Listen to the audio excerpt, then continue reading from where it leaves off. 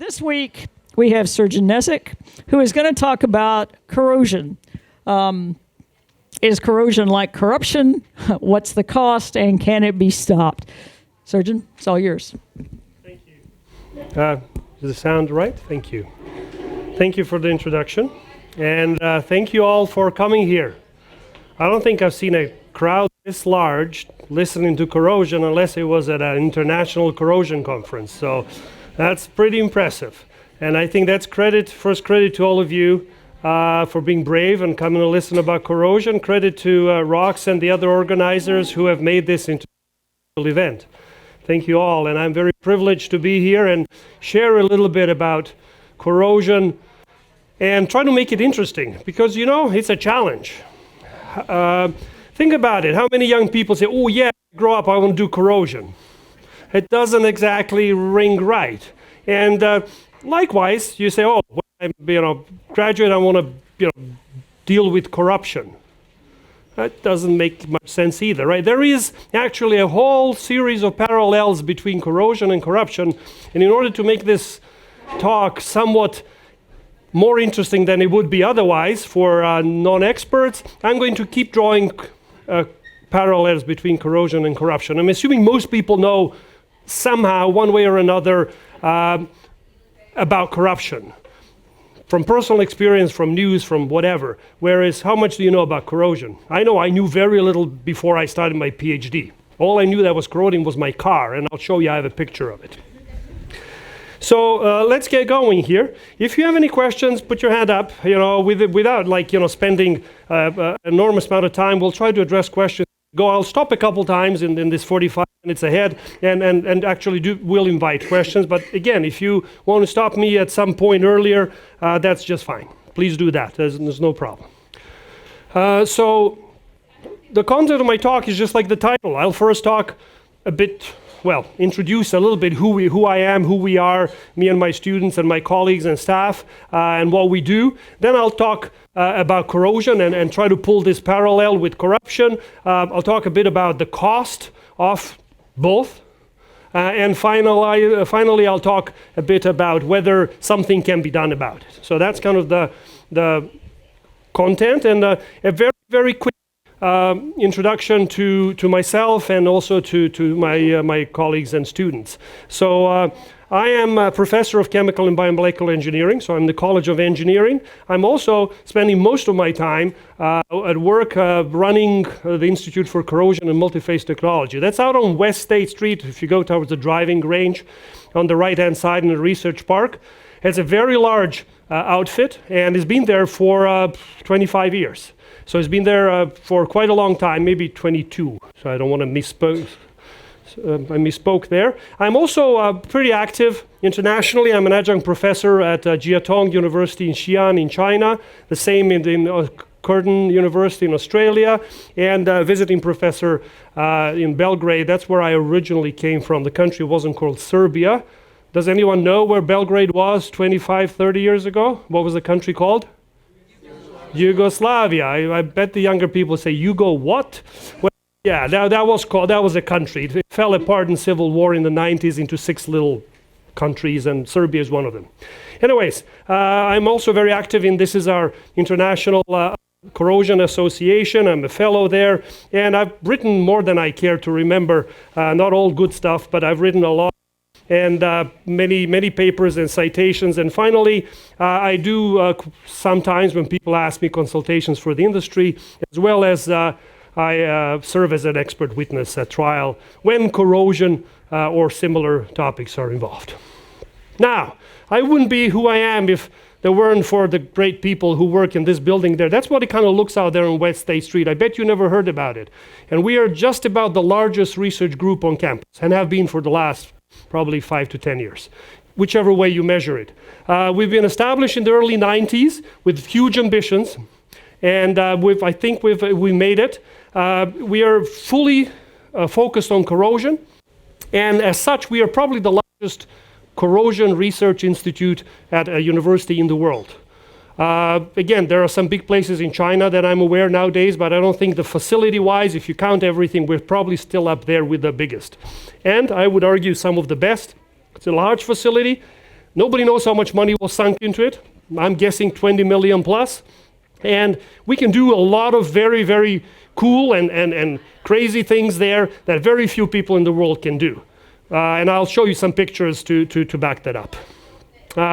Obviously, we belong to OU, so our main mission is to educate students. We have some undergrads there all the time, but we have a lot of graduate students, and I'll introduce them in a second, who are trained to become top world's experts in corrosion. And we do that by engaging them in projects which are directly drawn from the industry. We derive our problems directly from the industrial challenges that we are served, and then that's what my graduate students and the other professors who are involved, that's what they work on. Here's some pictures. This is we have 4 permanent sort of group 1 faculty members full-time. We have 2 research professors in addition to that. We have 4 adjunct professors, another 6 scientists, all with PhDs, and another 6 technical, administrative, and computer support people, most of them with bachelor's degrees or higher. So it's a pretty big group, and we support just about as many graduate students. Here's the most current list. It keeps changing. I'm sorry?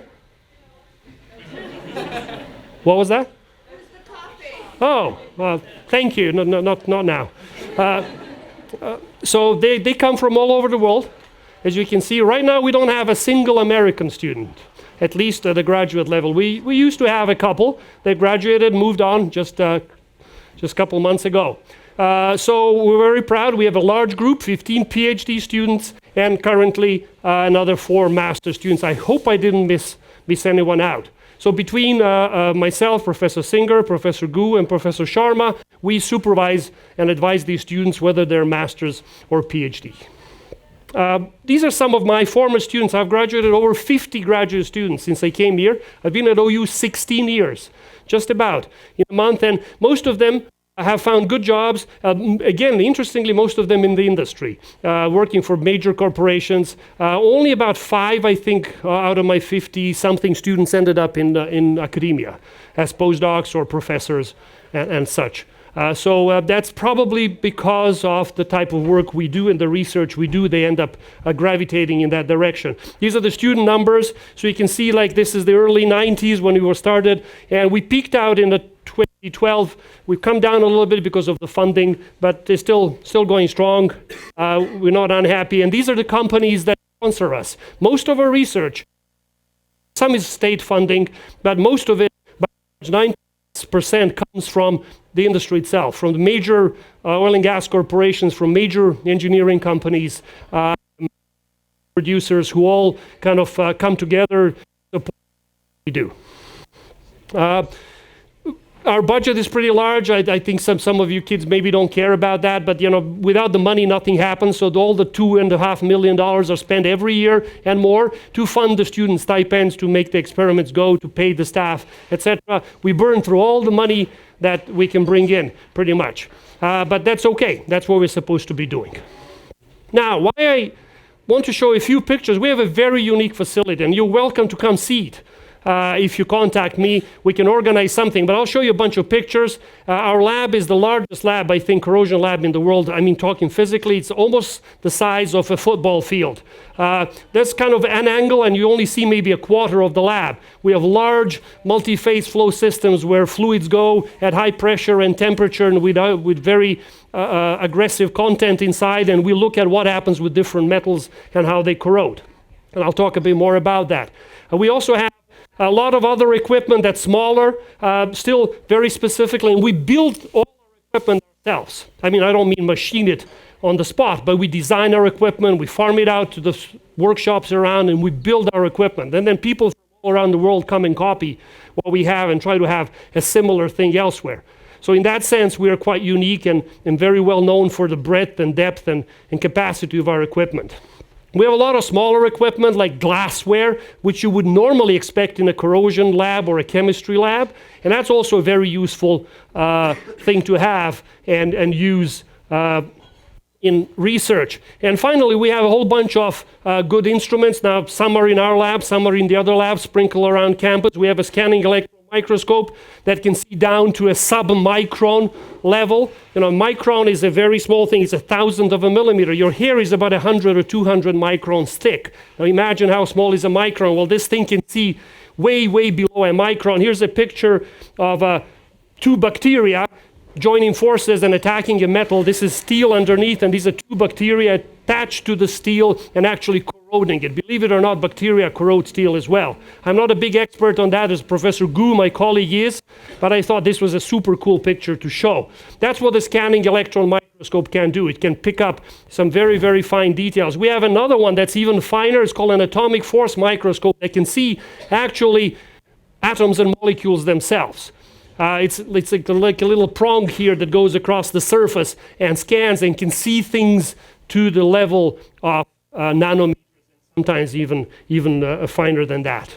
So a lot of good stuff out there. So if you're as an undergraduate or a grad student, or you're interested by anything I said, please do get in touch. We have a pretty cool lab, and we're a great group to work with. So enough self-advertising. Let's move on. I'm going to start talking about corrosion and corruption, but this is a place where I'll stop. Any questions about what I said? You don't have to ask a question, but if there's something. All right, don't see any hands up, so let's move on. I thought I'll mix corrosion and corruption up just to make it interesting for people who are not so technical, because there are some great parallels. So let's look at the definition. Corrosion is said to be degradation of a metal by a electrochemical reaction. Corruption is, one definition is destruction of people's trust due to dishonest or unethical conduct.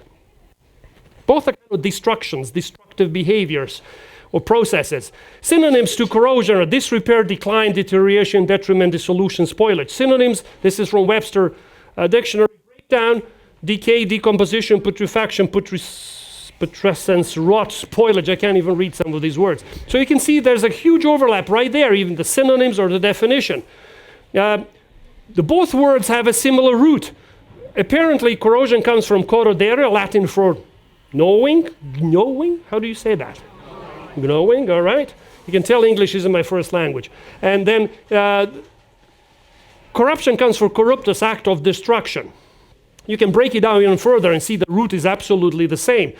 Consequences are both huge. Neither is attractive, neither is exciting when you think about it, neither is inspiring. But the consequences of both corrosion and corruption are enormous if left unchecked.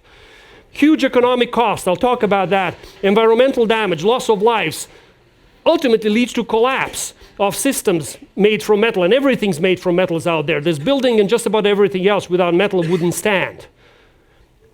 The same with corruption. Large economic cost, restricts trade, reduces growth, distorts the facts,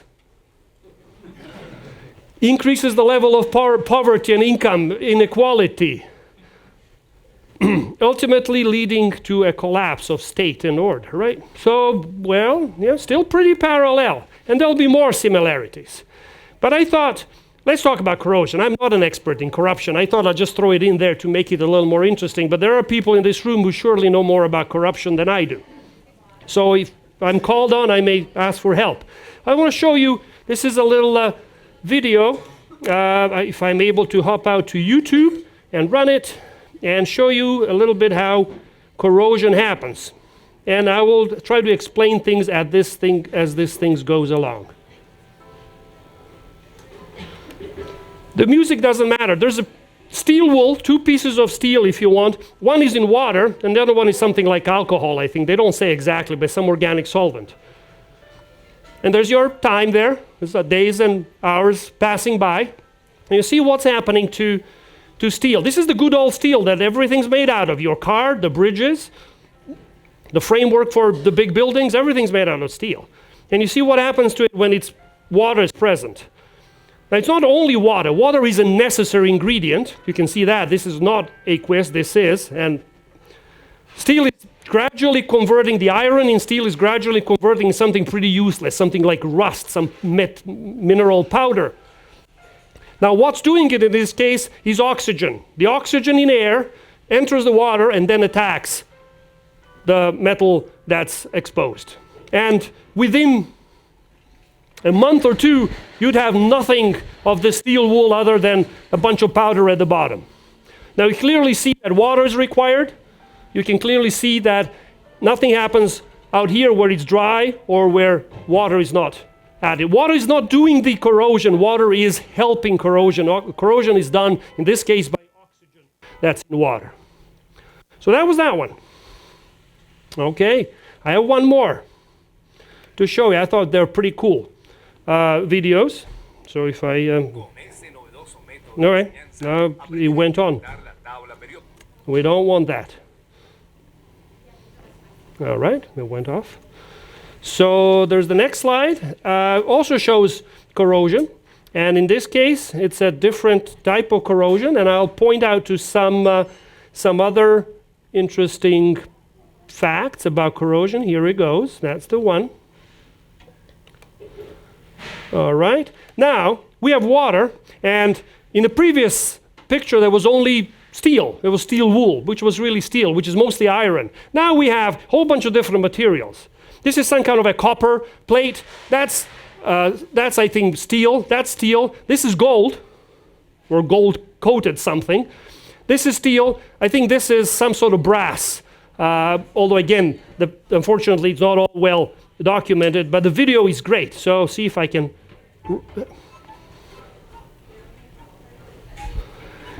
And what you see happening here is corrosion.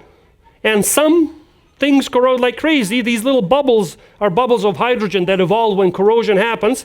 Whereas you can see not much is happening on gold, where it got some cloud over it that came from elsewhere. Essentially, it's going now real hard. And before you know it, certain of these metals would disappear entirely. The noble metals will be fine. This coin actually would be intact. That's why gold is what it is today. Gold was and became a precious metal exactly because it didn't corrode. You say, come on. Yes, it's true, because it didn't change. And people needed, at least that's what I've been made to understand, people needed something that doesn't change so you could use it as value and trade with it. And gold was perfect. And it was easy to find. Gold is found in its pure form when you find it in nature, so it was an excellent candidate. What's being generated okay, we don't want that. Okay. So different metals corrode in different ways. By the way, here, right there, we have a steel bolt. And all we did is we put it in vinegar. This is your vinegar that you use for your salads, if you care to do that. And we heated it up to 80 degrees Celsius. Now you go figure what is that in Fahrenheit, 150, 60. And all these bubbles coming off, that's not boiling. Water is not boiling. It's not even close to boiling. All these bubbles are actually hydrogen gas coming off from the acid inside. Vinegar is an acid. And essentially for each of these little bubbles, there is that much iron that's coming off the steel. You won't see that. It's not as obvious. But if that bolt was there for about 10 days, there would be nothing left. It would go in vinegar, hot vinegar. So there's a lot of different environments that can cause corrosion. And the most important metal that we ever use, which is steel, is extremely susceptible. I told you, just corrode. You've seen that video. It corrodes just in plain water with oxygen. Now here it's corroding in vinegar, even faster, and so on and so forth. So unfortunately, the most common metal of construction, out of which is everything's made pretty much, is extremely chemically unstable and will be relatively easily destroyed. And that's what corrosion is all about. So if you want to come closer at the end of this talk and look inside, it actually looks even cooler when you look from the top. So am I allowed to move this camera and wreck the whole thing? You can see how much stuff is coming right off the top of that bolt. It's not actually going from the bottom where it's a hot plate. We just use the temperature to kind of speed things up. But actually it's all about corrosion. Okay, well, I don't think we need a camera anymore. I can fold down now.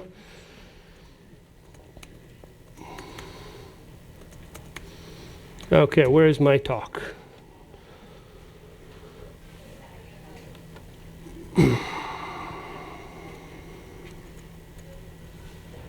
Okay, I lost it here. There. All right. So let's move on. That's my first car, kind of. That's actually how it looked when it came out of the body shop. You can see it's been patched over. Well, full disclosure, it is not exactly my car, but it's damn similar to my car. You had to be really kind to that car. That's actually a Fiat, which was like made in Yugoslavia. The country doesn't exist anymore. And it was great, it had a fantastic engine, but about 10 years later, you try to open the door and the handle is in your hand. Or you step in and your foot goes through the floor. That was all done with corrosion. Cars nowadays are protected much better. They don't corrode. Actually, other things fall apart before the body. At those years, the body would go first.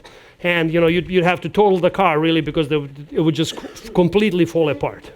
So corrosion is everywhere. It attacks everything almost that we have. Here's a picture of, some of you might remember, in 2007, only 10 years ago, there was a massive collapse of that bridge in Minnesota. I think you do remember. It was pretty horrendous. There was a whole bunch of people who were killed and hurt, and it was out of nowhere, apparently. The cause was bad construction, but also corrosion combined with cracking that led to that catastrophic collapse.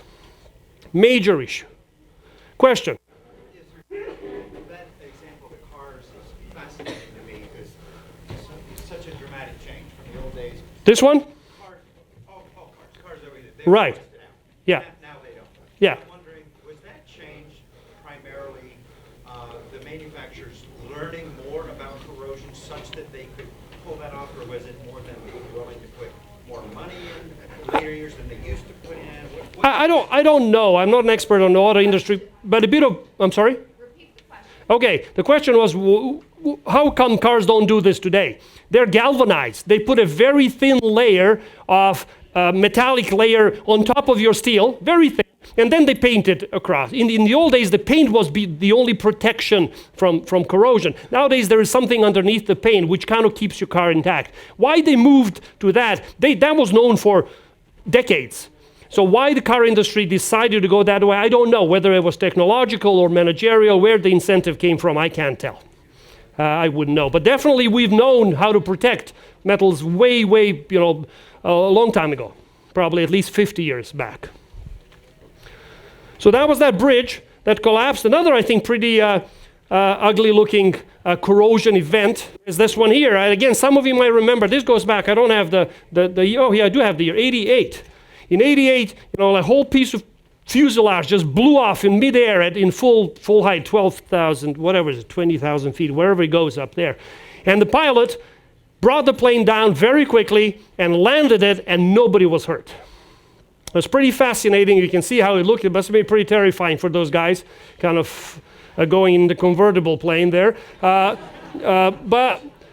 the cause is, the body of the plane, the fuselage is made out of aluminum alloy plates, which are riveted together.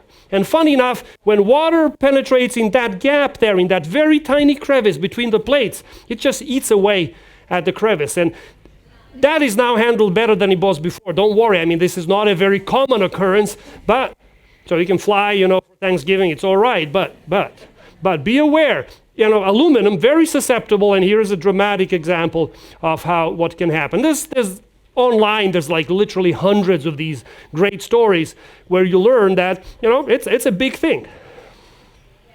Now, I'm going to stop here and invite more questions. I want to say corrosion is not all bad. It can be beautiful, I think, but we all know beauty is in the eye of the beholder. So you may not agree with me, but I'll let these slides just go on, and there'll be some pretty pictures moving on, and I'll take some questions. If there are no questions, I'll just move on. Karen. In the airplane incident where the two aluminum plates were bolted together, Right. was it the aluminum that corroded or the bolts that were made of steel? The bolts are also aluminum. Everything's aluminum. Those are aluminum rivets that kind of press the two plates together. And essentially, the rivets, the aluminum rivets, are the ones that corroded away so that they weakened. So when there was enough stress on the plane, the sheets, and then when one pulled off, that was just like a series of them came off. It's not necessarily that all of them were weakened, but it's enough to have one weakened. When that pulls off, then due to air resistance, you'll pull everything else off. Question? That's pretty. When you was talking about the car example, you mentioned that it no longer rusts because of galvanized metal layer. I was wondering, what is galvanized metal? Okay. Very good question. The galvanized layer, which is a very thin layer, he's asked, what is this galvanized metal on top of our cars? It's a very thin layer of a zinc, sometimes zinc magnesium alloy. So it's another metal. Very thin layer. So what happens is when the paint is chipped, instead of the body of your car, the steel body of your car corroding like it did on my car, this thin layer of zinc and magnesium corrodes first. Sort of it corrodes instead of the underlying metal. So it's called a sacrificial metal. So your car is covered with a layer of a sacrificial zinc and magnesium mixture which corrodes first when you chip your paint. Now, if you let it go for a long time, your car will corrode too. If you chip the paint and let it go for 10 years, you'll be able to see a hole in your, but it won't happen as nearly as much as before. Any other questions? Seems cars are getting most attention here. All right, well, I thought these were some pretty nice images of corrosion, and I showed them for one more reason. You can almost see like the corrosion, yes, it's degradation, it's deterioration, but it almost is going back, returning this materials into some state that looks almost more natural than when they are in use. And that is actually quite true. This decay that corrosion has very strong reasons. And let's talk a bit about that. Corrosion is actually happening because of one major reason alone. Metals are not in their natural state. So our steels, our aluminums, our whatever we're using, nickels, chromiums, titaniums, they're not found in nature in that form. They're found in the form of some minerals, sulfides, oxides. That's how they like to be. That's how they've been there for eons. What we've done is added a bunch of energy and extracted the metals to make things we want. Well, corrosion is just the natural process of return of those materials back to the state which they want to be in, and which they will eventually be in. And we can fight the battle for a while, but we'll never win it. Corrosion just keeps on happening. So corrosion is a spontaneous, gradual return of metals to their natural, stable state. Now, it sounds depressive, like, oh, well, there's nothing. No, we can do things about it, but we can't stop it. And I'll talk a bit about that at the end. It's inevitable. So corrosion can be stopped. It can possibly be slowed down. And therefore, we just can't sit and watch it happen and say, well, too bad. Just like with my car. You do things about it. They galvanize cars. They do many different things to protect. You can deal with it, and I'll come to that. What about corruption? Dear experts, is the same true for corruption? Is corruption inevitable? Natural? Spontaneous? Anyone? Any comments? I mean, it sounds like a disease, but it's not, is it? Isn't it quite normal, actually? Just like corrosion, in a sense. We all dislike corruption, we dislike corrosion, but isn't it just normal? Isn't it just there? In every society, at every historical moment, there was corruption. Joe?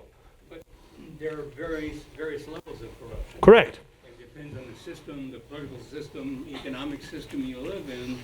There could be higher or lesser levels of corruption. I fully agree. Joe says there's different levels of corruption, and therefore the systems, some systems are better at keeping it in check and other systems are not. And the ones that are not, well, good luck to them. And yes, I'll come to that. That's correct, Joe. And the same is with corrosion, by the way. There's a lot of corrosion, like in that little bolt. That little bolt will be gone if we left it in there. But we could do something to protect it. So you can manage both, and we'll come back to that. So either way, We can't just let corruption go. If we do nothing, it will lead to catastrophe. No matter how good ideas the society is based on. If left unchecked, corruption tends to spread and grow. Anyways, not an expert on corruption, so I'm going to move on to an all-important issue of cost. Hey, by the way, I just got an email 5 minutes before I started this talk from the Economics of Corrosion Industry State of Ohio report. Apparently, in Ohio, the corrosion industry creates approximately 106,000 direct jobs in Ohio alone. Well, I was shocked. I knew it was important, but not that important. Generates an estimated $6.5 billion in direct wages in the state of Ohio and represented by 7,566 companies. So, how many other individual sort of problems have that many people and companies working at it? So you can see it is a serious thing. All right, going back to the cost. These are figures that I was able to pull out. NACE International is the biggest association that we have in corrosion in the world. They say 4 to 5% of GDP, gross domestic product, everything that's made in this country is gone on corrosion. There's an estimate that at current, in the current economy is about $1 trillion a year. Now remember, Obama's stimulus was $700 billion, and that saved the whole auto industry. Now, depends where we come from, but yeah, they're recovered. So that's a huge amount of money. That's 4% of everything, or 5% of everything in this society. The only bigger costs that we have are healthcare and real estate. That puts it, in the company with some big ticket items. So go figure how important it is. That's true all over the world. There's been studies in Europe, in China, in Japan, in Australia. They all come up there. It depends how you count the beans, but whichever way you look at it, it's a huge amount of money. What about corruption? I couldn't find reliable data for US. Now, admittedly, I probably didn't know where to look. But at least on a global level, World Bank, OECD report 5% of the global GDP, about 2.6 trillion, 1 trillion of that paid out only in bribes. Now, that's a lot of money. According to Transparency International, 68%, it's like 2 out of every 3 countries in the world is identified as having a serious corruption problem, not just everybody has a corruption problem, but they have a serious corruption problem. This little image here is from the same organization. This is supposed to be the Americas, and the color red meaning very corrupt and yellow, very bright yellow meaning like clean. And that's us over there. 73, so not 100, but 73. The worst on this picture, according to them, is Venezuela, and I couldn't read what that one is. The picture wasn't clear. One of these Caribbean places. Could be, I don't know what's Cuba or something. So, shows that corruption is everywhere, some places much more than others. And the cost is huge. So there's another parallel. I thought it was really cool how both are about 5%, which is enormous. So therefore, yeah, it's not sexy to study corrosion, not sexy to work in corrosion, but you know what? Is it important? Oh, yes, very important. Are there jobs? Sure there are. And finally, all right, it's big, it's destructive, it's sometimes scary, even if it's slow. What can be done about it? Can it be stopped? Well, I think I already indicated to you, it's unstoppable. Corrosion cannot be stopped, because it's a natural process, just nature reversing what we did to it. It's just reversing things on us and bringing the metals back to their original state. But can we control it? Yes. Goes to Joe's point. We can fight it. We can set up systems to fight both corrosion and corruption. And the key points are, first, tell people how important it is. I bet how many of you knew that corrosion is such a big deal? Okay, a bunch of my students over there, another couple there. And how many of you, not many, now there's 10 times more. And I hope that makes a huge difference as we raise the awareness. The other important thing is to change the misconception that, oh, corrosion just happens, nothing can be done about it. Of course we can. We can slow it down. We can manage it. We can galvanize the cars. We can paint something. There's a lot of things we can do. So that's a misconception. Of course, it's also important to make people do it. Change policies, change regulations, standards, management practices to put it together. Some estimates say that half of the corrosion loss at least could be saved today if we implemented only everything we know, let alone the stuff we don't know, which we need to discover. But if we just did what we needed to do based on what we already know, half of that $1 trillion would have been saved. And of course, the other half depends on the new knowledge we generate and how we unravel new problems. That's all about research and development. That's what, we guys do. Indeed, improve the education and training. So yeah, now we're having a younger generation coming out knowing much more about corrosion and hopefully about corruption too. Corruption, similar ideas. We need to make people aware. It happens everywhere. No society is immune from it. And things can be improved. Things can be done. Corruption can be fought. You have to have good law enforcement, good public administration and finance management. Things can be done better, even in this country, let alone in countries that have rampant corruption. Indeed, one of the key things is transparency, access to information by the general public, and holding government accountable. We know today how hard it is to hold government accountable. Our government, let alone in places where the systems are not nearly as developed as we have them here. And finally, close international loopholes, all those offshore things that you keep hearing about. Now they're huge, obviously, in the whole process of corruption, and indeed, education and training, telling young people that that's an important thing. Not superficially interesting as some other things, but hugely important. If you make a small contribution to reducing corruption on some level, in some place in the world, you've done a big thing. And with that, I'm done. Thank you for your attention.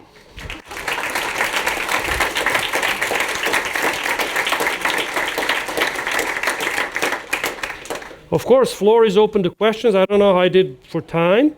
Yeah, pretty much. Actually, a little ahead of time. Bob. Bob asks, what kind of materials are pipelines made out of?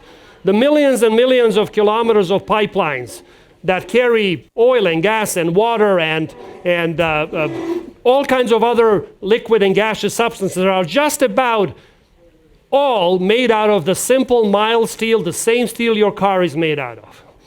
And they're not even galvanized. They're painted often from the outside, and then from the inside not much can be done. So pipelines are very susceptible to corrosion, and that's why you every so often see a major sort of blowout somewhere or a leak. And if something nasty is going inside, then that's a big deal. Some water lines are made out of different materials. I think the one in Flint was made out of lead. And that sounds odd, but they were old pipes. So yeah, some lines are made out of other materials, particularly historically, but nowadays just about everything is made out of steel. If the pressure and temperature is not high, you can use plastic, but that's a very small fraction. I mean, only water lines nowadays can be made out of plastic. There's people who say that that's even worse than making out of metal because all the stuff that comes out of the plastic into the water could be just as bad. I'm not an expert. Yes? Is there something in the future where you see a breakthrough somewhere that will be a leap forward in containing corrosion, or is it just going to be inching forward with the technology that we have today? The question is there a breakthrough on the horizon? You're asking the wrong person. Even if I'm reasonably knowledgeable about corrosion, I don't see a breakthrough, maybe because I'm not an inventor. There's some scientists who are great inventors, who can see that thing in the future or somehow sense it intuitively or otherwise and have a leap and reach it. Sometimes even without knowing exactly why and how. A great example is Tesla, who was a great scientist but also an incredible inventor. I don't mean to compare myself or ourselves with Tesla and the likes, but point being is, we do it inch by inch. We keep improving the understanding what it is and how to fight it, and that's how I see it moving forward. Now, if something comes out of there that I didn't anticipate, you'll hear about it. I doubt it, though. I doubt it. Hamid. Yeah, about the definition of corrosion. Is this definition only for metal material? Can you use that definition which everything, every material that tends to degrade, unstoppable, spontaneous, like plastic? Because I've seen somewhere that they use this term for other True. material, and I was shocked. What? True. Plastic or maybe something else? True. Definitions are like. Yes, the question was: is corrosion? Is the definition I gave about corrosion being pertinent only to metals? Is it too narrow? Don't other things like plastic corrode as well? I don't like to use that word, but you're right. There are definitions which says corrosion is the process of degradation of just about everything. Both metals and organic substances and inorganic and even rocks. And it depends. You could say that, it's just a name. Corrosion is just a name. You can say even society corrodes.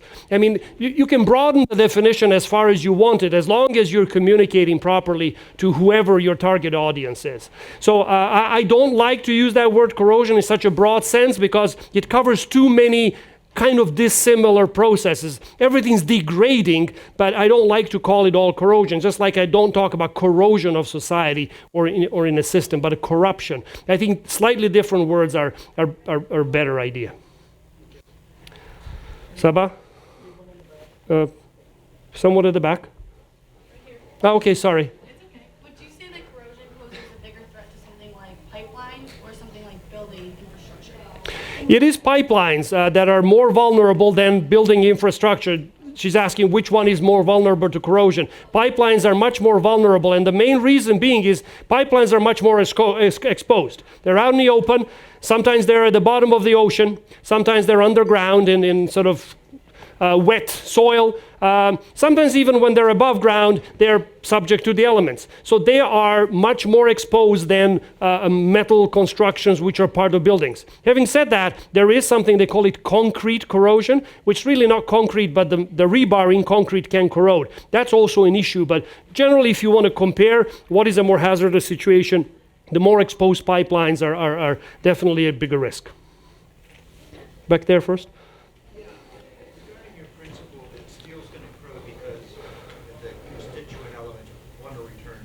Right. Basic state. Right. Does that say that there's no environment in which steel could be kept that it would basically not corrode? So that's not a real world question, but a theoretical. No, it is a good question. Can it be kept in some kind of environment that it wouldn't corrode? Yes, there are. There are some very rare environments in which iron, which is the main component of steel, would not corrode. In other words, it would be stable. Now, it turns out we can't choose those environments. You're right, it's not a practical situation. The environments are the way they are. We have oxygen everywhere, and oxygen corrodes steel like crazy. We have water everywhere, and that's needed, and it's all around. We have acids, and that corrodes steel. So just about everything practical attacks it. Now, yes, there are certain chemical environments which wouldn't attack steel. It would be fine, but those are very few and far in between. But then if you pick a more noble metal, it may have a broader range of applications. Like titanium is resistant in many different environments. It is lighter than steel. It is just as strong as steel, and it doesn't corrode very often at all. So there are metals which are much more sort of inherently more stable in the practical environments around us. Now, there can be an environment that will attack anything. We say gold is noble. Well, you know what? It will corrode in hydrofluoric acid. So there you go. So, even gold is not absolutely stable. It's stable in just about everything except a few things that will actually eat it away. Fortunately, those are very rare instances. Saba. I have a good example of corrosion that was catastrophic and happened due to corruption, and that was Flint, Michigan. The water line was corroded and the lead situation happened because they changed the corrosion protection mechanism that they had in place. And that was due to saving $200 million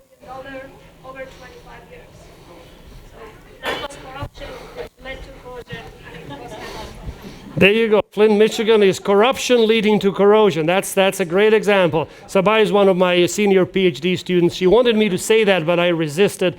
So then she said it anyways. But that is a good that's a good example for sure.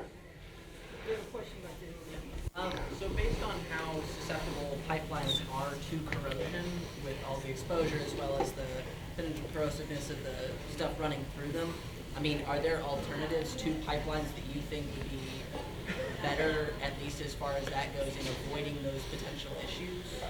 Very good question. It says, given that the pipelines are so made out of steel, so they're susceptible to corrosion, is there a better way of moving things that go through pipelines, your gas, your oil, your whatever you're moving? And the answer is no.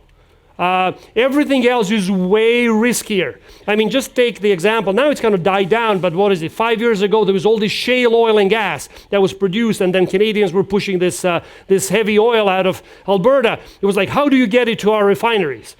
Absolutely, by a long shot, the only or the safest way was pipelines. Everything else is endlessly more risky. You know, but doing it by truck, by train, pick your vehicle. That is like 1,000 times more susceptible to catastrophes. And that's what happened. You heard about all these trains being flipping, etc. So that's just common knowledge. Now, that's also a political issue, of course. You don't want to build a pipeline, doesn't want to go through some pristine territory. Sure, but when the trucks go through that same territory carrying the same ugly stuff and go and crash and flip, that's much worse. So I think that pipelines are the simplest, the safest way to handle it. Corrosion of pipelines can be managed. So you can have the pipelines last long enough for them to do the job. They don't have to be there forever for biological time. They have to be there for 50, 100 years, and then they can rot. And that's what you see. You let them just, go to waste. There's no more oil or gas to transport, so they're fine. Let them go back to nature. Nothing wrong with that.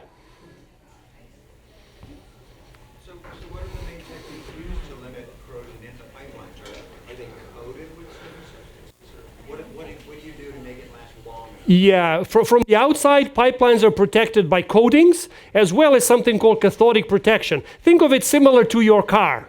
They're not galvanized, but sort of something is sacrificed to protect them from the outside. That's for buried pipelines. The above-ground pipelines are usually just painted. From the inside, we can't do either properly, so we inject chemicals that kind of protect from corrosion by chemical means, which is a complicated story. It's something that you can inject, but not in water, but in oil and gas you can, and protect it from corrosion. So there's chemical means, and there's this sacrificial anode type of means, which is called galvanic protection. Joe? What kind of projects are these companies that are supporting your research? What kind of issues do they bring to you that you help them with? What kind of Sure. The question is, what kind of problems do these big companies bring to us to solve for them? All kinds of issues. I would classify them in very generic issues, like fundamentally, scientifically generic issues, like why and how something happens, how some type of corrosion happens, because they don't even know how to combat it when they don't even understand it. So they ask us to help them understand how corrosion happens. What are the influential factors, so that they could devise a strategy how to deal with it. That's one type. We call those research projects. Those are usually long-term things that go on for decades. And they invest money over and over again. And in this case, like we have one project that's running for 20 years now. Fundamental like that. Now we have a lot of shorter projects where companies say, well, we have this field, we're doing such and such thing, and it's corroding. Can you duplicate it in a lab so that we test some method to protect from it? We call that testing. And yes, we do. We have a lab where we can make the conditions more or less the way they are in the field, and then prove that that's the case, and then they can test strategies how to deal with it. And those are usually shorter, very targeted, very specific conditions that they want, which applies, say, to a bottom of the sea somewhere in the Gulf of Mexico. They're worried that one line is going to go soon. What do? And we help them answer those questions as well. Those are kind of the two types of projects that we run generally. And all are run by students. Yes? Why do bacteria stick to metal? That's a good one. Why do bacteria stick to metal? Well, just to expand, remember those two ugly things stuck on metal? Bacteria come in all sorts of, and I'm going to overstep my knowledge here, but I know that the bacteria that cause corrosion are anaerobic bacteria. That means they don't use oxygen as an electron acceptor. They use sulfate, something else. Why? Because there is no oxygen in the environments where they are, like underground, deep underground, or in the pipelines. What do they eat? They eat organic stuff just like we do. But when organic stuff runs out, for some reasons, they will oxidize anything in their vicinity. And steel is one, not first choice, but they will eat it. They essentially consume steel to get energy, and they use sulfate often to do the job. So in other words, they attach themselves to steel to survive, to get energy. It's like you saying, well, I don't have any good food left, but I'm going to chew on this bark, and I'll get a little out of it. But that's kind of the bacteria attaching themselves to steel and kind of sucking out the electrons out of steel to survive. The moment good food comes along, they just let go and say, oh, there's good stuff again, so forget steel, I'm going to eat lactate or whatever comes along. So it's a survival strategy. Now, sometimes it lasts a long time and wrecks the whole line. Bacteria can be so aggressive that they can bore a hole through a thick piece of metal within a couple of years. They're that hungry sometimes. One last question, anybody? Yes, Bob. Do you ever use antibiotics? That's a clever question. He's a doctor, I know him. So he's trying to get me onto thin ice here. No, they don't. Dealing with these bacteria is nearly not as sophisticated like they deal with bacteria in human systems and animals. They use biocides, essentially poison. They try to poison the bacteria as low as they can get away with doses of biocides. Pretty toxic stuff. And they essentially try to kill them. Now, it's like you pouring stuff into your pool trying to kill your bacteria that are making your pool go green. You know what? They die, but not all of them. And when the chemical goes away, they come back. So, but that's the only strategy. Sometimes they scrub them, like you scrubbing your pool with a brush. They pull this scrubber, like big brushes through mechanically, but they come back again. So even with those things, they can't kill them off entirely. Once a pipeline, for example, is infected with bacteria, I think the common opinion is you'll never get them out. You just have to keep on suppressing them so that they control the rate, but you can kind of get them out. Okay, so let's thank Srdjan again. Thank you. Now, if you want to see the experiment, it's still cooking here and it's looking pretty good.